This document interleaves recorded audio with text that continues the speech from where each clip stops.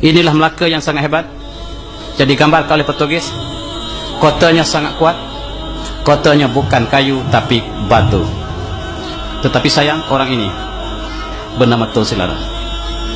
Tun Silana menulis sejarah yang palsu. Dia menulis sejarah Melayu. Dia mengatakan orang Melayu berperang dengan lembing dan keris. Ini ialah pembelot yang bersama dengan Portugis. Inilah yang tali barut Portugis, yang sama-sama berjuang untuk Portugis dan ditangkap oleh tentera Aceh dan dibawa ke Aceh, yang sepatutnya dibunuh tetapi diampunkan. Akhirnya dia bertobat di Aceh menjadi orang yang baik. Tapi tulisannya sejarah Melayu ataupun Suratul Salatin ini mengandungi berbagai-bagai sejarah yang palsu, mengatakan orang Melayu sangat lemah, bodoh dan tidak ada teknologi sebab dia bercakap bagi Pak Portugis. Dan sayang, buku ini diisytiharkan sebagai karya agung Melayu oleh UNESCO, dan itulah sebab mereka tidak akan pilih karya ini sekiranya karya ini tidak berpihak pada mereka. Lihatlah Melaka. Kalau kapal yang dipamerkan di tepi Sungai Melaka itu kapal siapa? Kapal Portugis. Itulah pengkhianat sentiasa berada dulu, kini dan selama-lamanya. Kita lihat bagaimana apabila jatuhnya Melaka, maka seluruh umat Islam bersatu, termasuk kerajaan Aceh, kerajaan Osmaniyah datang untuk membebaskan Melaka. Tetapi pengkhianatnya ialah kerajaan Johor, Pahang, Lingga, Riau. Inilah pengkhianat yang belum dicatatkan dalam sejarah. Pahang, Johor, Lingga, Riau, inilah pengkhianat yang bersama dengan Portugis mempertahankan Melaka. Apabila Melaka diambil alih oleh Belanda, satu kisah yang cukup sedih berlaku. Semua ulama telah berpadu melantik orang ini, namanya Raja Haji, untuk menjadi komander besar seluruh alam Melayu menentang Belanda. Kita lihat dia telah terkorban, syahid di Teluk Ketapang.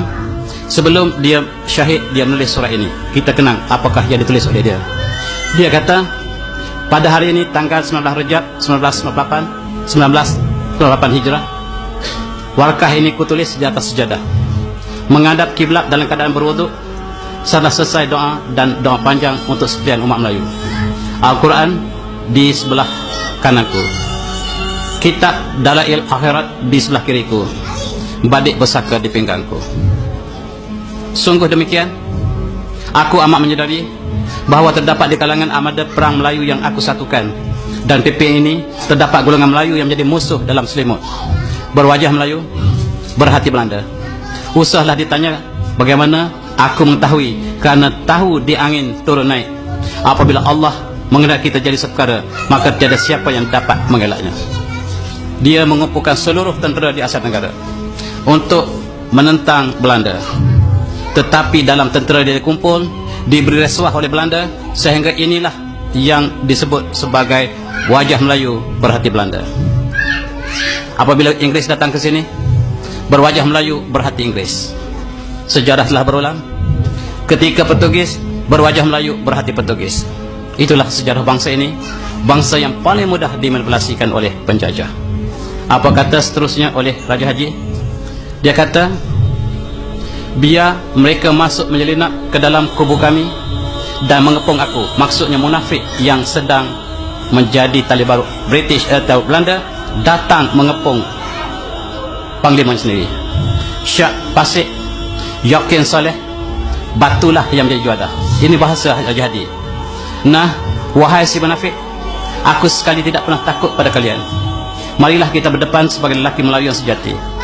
Engkau kendonglah panji perjuanganmu, aku kendong panji perjuanganku. Nyawa kita di tangan Allah. Matiku di medan perang ini tandanya sentiasalah aku hidup di sisi Allah.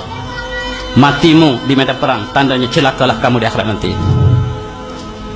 Mereka berani mati sehinggalah petualang bangkit daripada sujud. Tatkala imam dan jemaah masih bersujud, lalu ditancam pisau di belakang antara mereka. Maka sekali lagi tidak mengundang gundah, karena apabila sudah datang janji Allah, maka syahidlah dia. Jika ditikam itu masih hidup, maka dia akan menjadi saksi si petualang itu. Ini catatan yang disebut oleh Raja Haji. Mereka bersolat, sama-sama bersujud. Sujud mereka panjang.